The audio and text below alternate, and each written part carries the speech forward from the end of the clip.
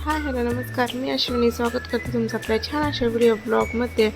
तर आज सकाळपासून व्हिडिओला सुरुवात केलेली आहे. त्याचं कारण पण तसंच आहे. तुम्ही व्हिडिओ स्किप न करता शेवटपर्यंत नक्कीच बघा आणि अजूनपर्यंत आपल्या चॅनल सबस्क्राईब केला नसेल तर नक्कीच सबस्क्राईब करा. तर या इकडे ना मी सगळ्यात आधी तर शेंगदाणे भाजून घेत होते, कारण की त्याचे लाडू करायचे होते. तर आज आम्हाला कुठे जायचं आहे हे तुम्हाला व्हिडिओमध्ये पुढे पाहायलाच मिळेल. तर बघा छान असं सकाळचं वातावरण झालेलं आहे. मी तर यांना लवकरच उठले होते, कारण की आज पटपट काम आवरून घ्यायची होती.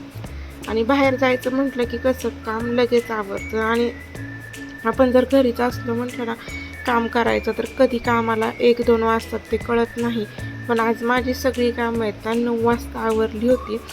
तर या इकडे बघा साईचे पप्पा आदल्या दिवशी गेले होते शिर्डीला. तर त्यांनी मुलांसाठी छान अशी खेळणी आणलेली, कृष्णासाठी गदा आणि त्याच्यासाठी भांडी कुंडी, कारण की तो मुलींमध्ये गेला नाही की भांडी कुंडी छान असा खेळत होता.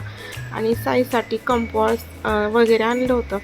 आता त्याला तर इतके कंपॉस ते झालेले आहेत, पण तरीसुद्धा याला आणलं आणि ह्याला नाही, त्याच्यामुळे दोघांना पण त्यांनी आणलं होतं. तर या इकडे दोघांचं मस्त असं भांडी कुंडी खेळायचं काम चालू होतं.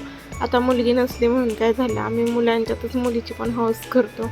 तर बघा छान असं त्यांचं खेळणं चालू आहे. कृष्णाचं कसं आहे ना, बाहेर जर गेला ना खेळायला तर लहान लहान मुलं जे खेळतात तेच त्याला पण पाहिजे असताना आमच्या इकडे एका ठिकाणी भांडी कुंडी आहेत. तर ती भांडी कुंडी त्याला पाहिजे होती, तर त्याच्या पप्पांनी तशीच भांडी कुंडी आणली. आणि त्यानंतर मी लगेच स्वयंपाकाच्या तयारीला लागले. आता करायचा होता फक्त सुक्का बटाटा आणि चपात्या. नंतर हे सगळं स्वयंपाक मला चुलीवरच करावा लागला, पण तरी पण लवकर असं उरकून घेतलं. तर आता बाकीचं काही शूट करून घेत बसले नाही, कारण की कामच पटपट उरकायची होती. तर धुणं भांडी झाडून कृष्णाचं खाणं, त्याला अंघोळ वगैरे घालणं सगळं झालं आणि फायनली आम्ही निघालो जाण्यासाठी. तर सकाळी 9:30-10 वाजले असतील आणि आम्हाला जायचं होतं ते म्हणजेच जेजुरीला. कशासाठी, तर माझे मामा सासरे आहेत ते आमच्या शेजारीच राहतात. त्यांचं मुलाचं जागरण गोंधळ त्या ठिकाणी होतं. तर जाताना बघा ना किती छान हा नजारा पाहायला मिळतोय. सगळीकडं असं पावसामुळे ना हिरवंगार असं झाडे वगैरे झालेली आहेत. आणि आमच्याकडं कुठं जायचं म्हटलं ना की सगळे सोबतच निघतात. बघा आता एका पाठोमागं सगळ्या गाड्या होत्या. तर त्यांची तर सकाळी पोळ्यांचा स्वयंपाक होता. मग सगळ्या वस्तीतल्या बायका वगैरे पोळ्यांचा स्वयंपाक करू लागायला गेल्या होत्या. आणि त्यानंतर इकडे मटणाचा स्वयंपाक करायचा होता. तर याचीच तयारी आहे ना चालू आहे. आम्ही तिथं गेल्या सगळ्यात आधी तर कोथिंबीर निवडायला घेतली. आणि बऱ्याचशा ज्या आमच्यासोबत आलेल्या बायका आहेत ना त्या आधी दर्शनाला गेल्या होत्या. आम्ही म्हटलं नंतर जाता येईल म्हणून आम्ही पण मग तिथेच बसलो. तर या इकडे ना यांचं छान असं ते मटण तयार करून घ्यायचं चालू होतं. आणि ज्यावेळेस मटण शिजायला टाकलं ना की त्याच वेळेस लगेच भाकरींना पण बाया बसल्या होत्या. कारण की कसं ना मटण लगेच शिजलं जातं आणि मग भाकरी करायला भरपूर असा वेळ लागतो. चुलीला जाळ लागतोय नाही लागत, याच्यामुळे ना मटण शिजायला टाकलं की लगेच बायका पण भाकरी करून घेत होत्या. तर 3 चुली होत्या. एका चुलीपुढं दोघीजणी, एक भाकरी करायला आणि एक भाजायला असं चालू होतं. मला मात्र कृष्णाने काहीच करून दिलं नाही, कारण की त्याची आजी देवाला गेली होती आणि त्याच्या पप्पांचं मटणाची भाजी वगैरे करायचं काम चालू होतं.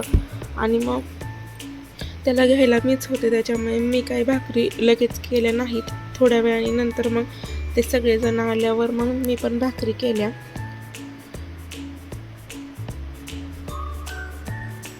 तर आता हे कसं हा कार्यक्रम असला ना की त्यात शाकाहारी मांसाहारी असे म्हणजे शाकाहारी खाणारे पण बरेचसे जण असतात आणि मांसाहारी खाणारे पण असतात.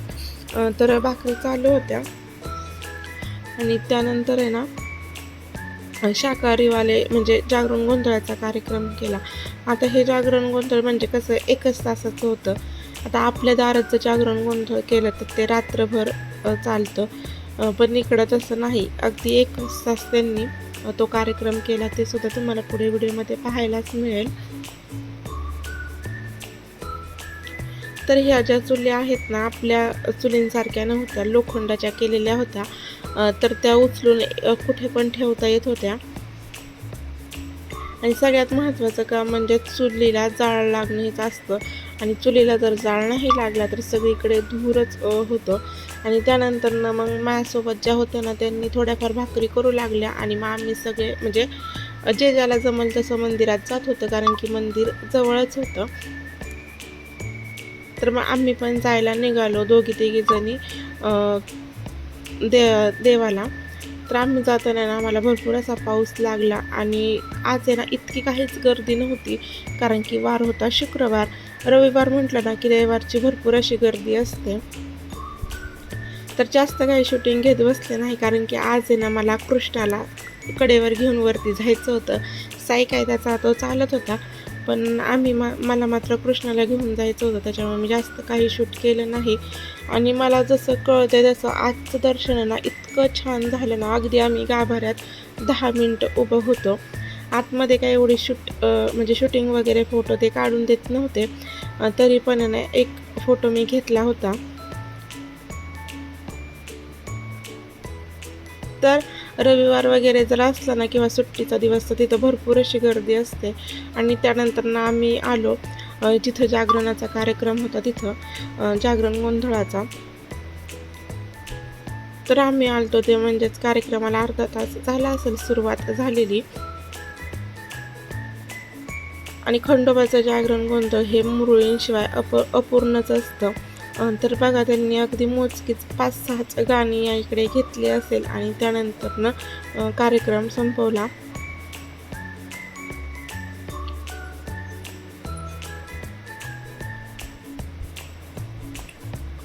तर हा आहे ना एक हॉलच घेतला होता, त्याच्यामध्ये आहे ना भरपूर असा तो आवाज आहे ना तो घुमत होता. आणि जर बाहेरचा कार्यक्रम असला ना की मग तो आवाज जास्त घुमत नाही. आणि आतमध्ये आहे ना सगळीकडून म्हणजे त्याला आवाज बाहेर असा जाण्याची जागाच नव्हती, त्याच्यामुळे भरपूर असा आवाज घुमत होता. आणि कृष्ण बघू शकता खिडकीतून छान असा तो कार्यक्रम बघत आहे.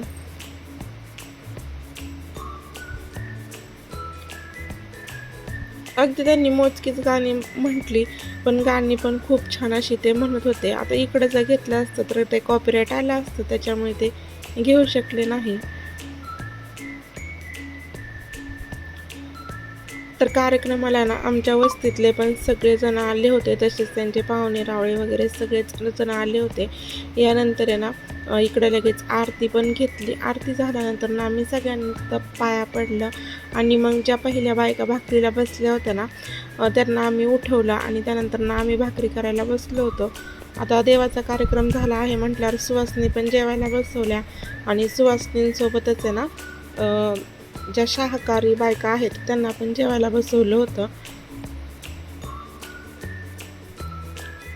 तर आता मला कृष्णामुळे ना जास्त भाकरी करणं झालंच नाही, पण जशा जमतील तशा मी 10-12 भाकरी केल्या होत्या. आणि त्यानंतरनं सगळ्या जेंट्सची वगैरे पंगत बसल्यानंतरनं आम्ही शेवटच्या पंक्तीला जेवायला बसलो होतो. तर असा आजचा व्हिडिओ होता. आवडला असल्यास नक्कीच लाईक, शेअर आणि सबस्क्राईब करा.